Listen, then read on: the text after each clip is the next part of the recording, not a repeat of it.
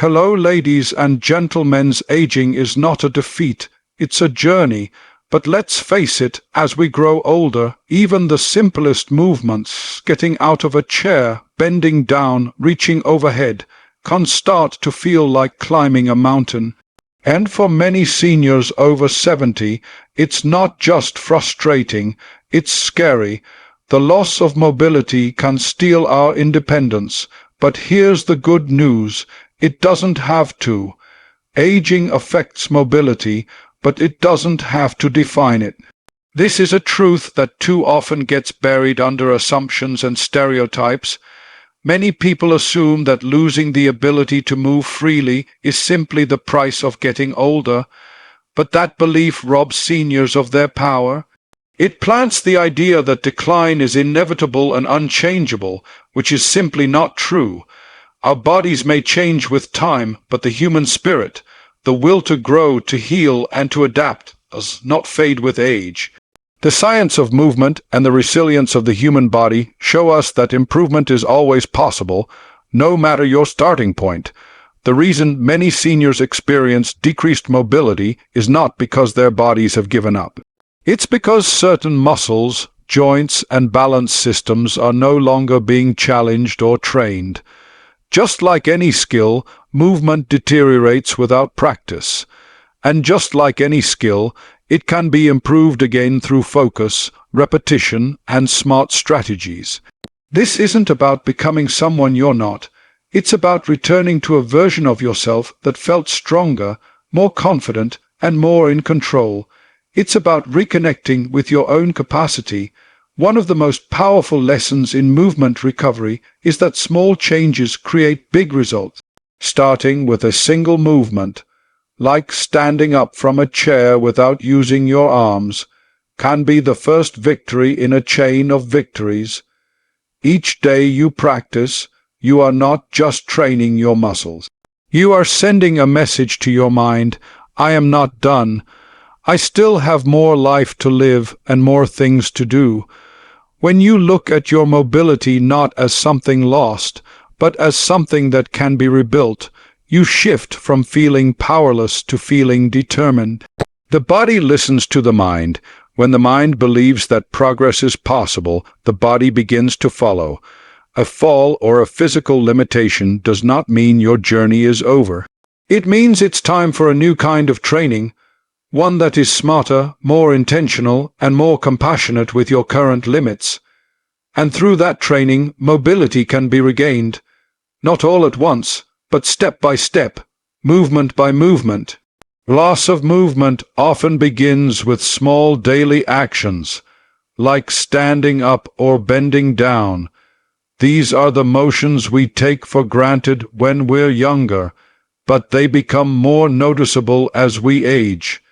And yet, it's not the loss itself that is most important. It's what you choose to do about it. The act of rising from a chair, once easy, becomes a reminder of what needs strengthening. It points to areas of the body that have been neglected and can now be reawakened. Standing up without using your arms may seem simple, but it involves coordination, balance, leg strength, and core engagement. When that ability fades, it's not because the body has stopped working. It's because it's waiting for a reason to work again. Give it that reason through targeted exercises and encouragement. The legs can regain strength. The core can be re-engaged. The coordination can come back. All of this can happen when a person decides to make a change. Similarly, bending down to pick something up is not just a casual movement. It's a demonstration of flexibility, hip function, and spinal control. When that ability starts to slip, it often brings fear of injury or falling. But that fear can be managed by retraining the body safely, with the right movements at the right intensity. Gentle stretching, controlled squats, and mindful breathing can help the body relearn the art of moving with confidence. These everyday movements are more than tasks. They are gateways to independence. Each one you regain is a win, a declaration that age will not write the story for you. You are the author, and movement is one of the most powerful chapters you still get to shape. Each movement can be retrained safely with exercises tailored to the senior body. The body, even in its later stages of life, is not a closed book. It's an active system ready to respond to the right kind of input. Age brings changes to muscle density, joint lubrication, bone strength, and nervous system responsiveness. But none of these changes mean that growth is no longer possible. They simply mean that the path to progress looks different. It's not about intensity or speed anymore. It's about consistency, form, and awareness. The most powerful kind of training for seniors is the kind that respects the body's history while preparing it for the future.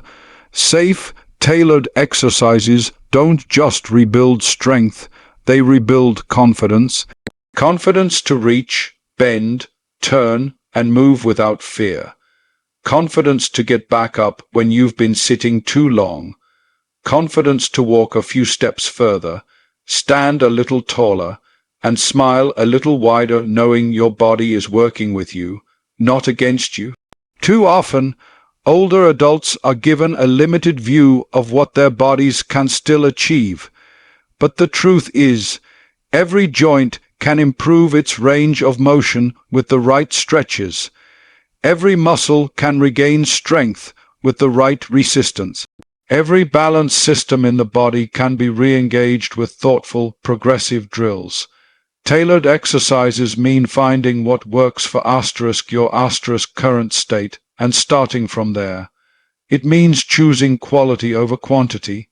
A few leg raises done correctly are more powerful than dozens of rushed squats. A 10-second hold in a balance position can ignite strength in stabilizer muscles that have been dormant for years. There is dignity in this kind of training, not only because it strengthens the body, but because it honors it. It doesn't force or punish, it guides and encourages. It builds a relationship between mind and body rooted in respect and trust.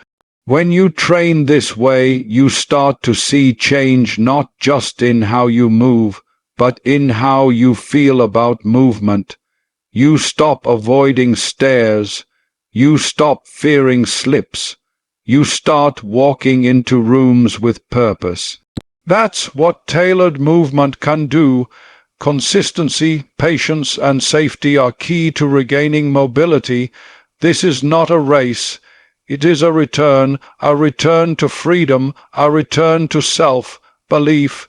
The mistake many people make is thinking that if they can't do something quickly, it isn't worth doing. But when it comes to regaining mobility, slow is not weak. Slow is strong. Slow is smart. Slow is where healing happens. Daily, deliberate practice is where breakthroughs begin. One day, you're practicing sitting and standing from a chair. A week later, you realize you're not using your hands to push off anymore. 2 weeks later, you're walking down the hall with less effort. 3 weeks in, you're stepping out of the car without needing someone's arm. These changes come gradually, but they come, and when they do, they remind you that progress is not locked behind age. It's unlocked through action. Patience is the fuel that keeps you going when progress seems slow. On some days, your body might feel stiff or uncooperative. That doesn't mean you've gone backwards. It means you're in the process. Healing is not linear, and strength doesn't always show up in big ways. Sometimes it's just showing up at all, doing your stretches even when you don't feel like it, practicing your balance even when you're frustrated. Every repetition is a message. I'm still moving forward. Safety must guide every movement. That means knowing your limits, using support when needed, and listening to your body's signals. Pushing through pain is not bravery, it's unnecessary. The goal is not to prove something to others. It's to empower yourself, little by little, step by step. With safe, consistent effort, your body will respond. It will begin to trust you again. You will begin to trust it again. And that trust is the foundation of renewed mobility, renewed independence, and renewed joy. Independence and confidence grow as physical ability returns. These two powerful forces, independence and confidence, are often taken for granted until they begin to slip away.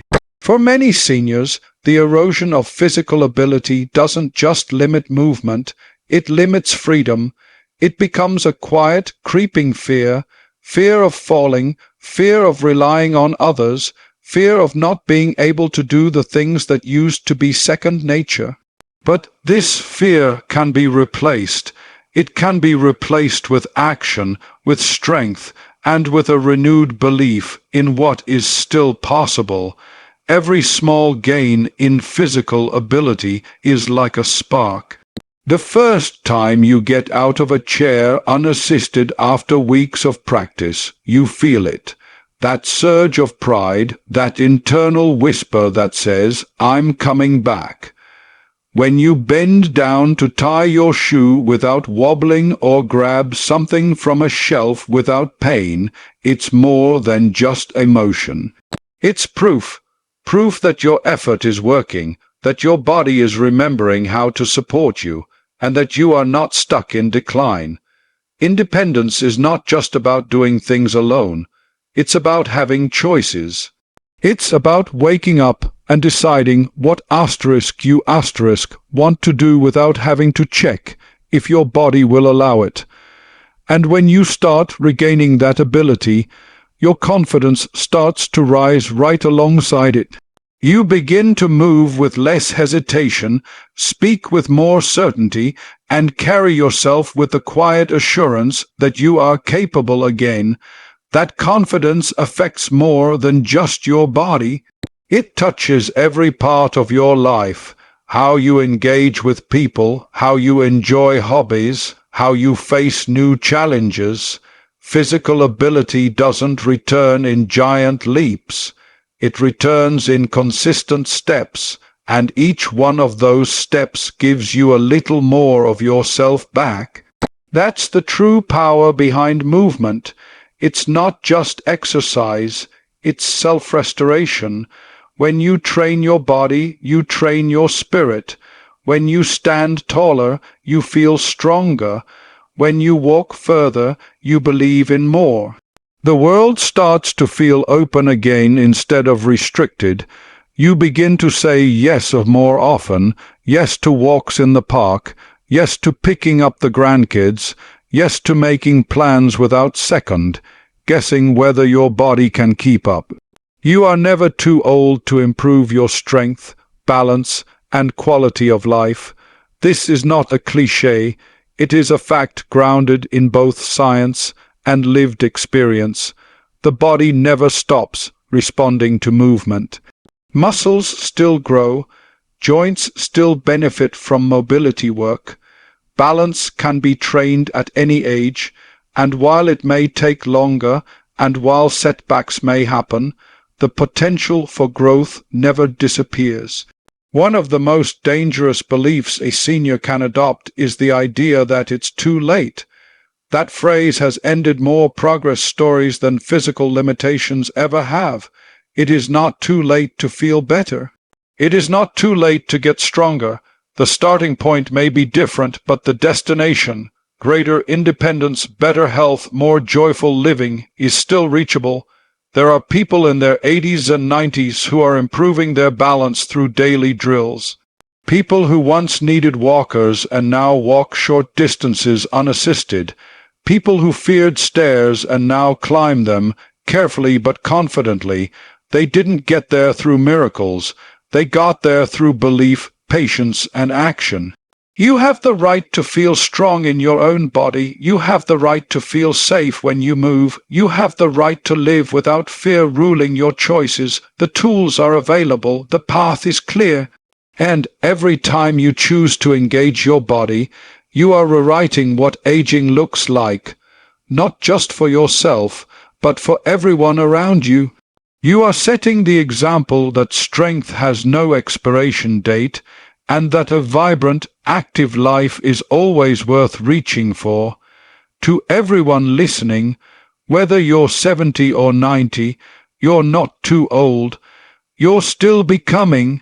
Movement is not just possible, it's powerful.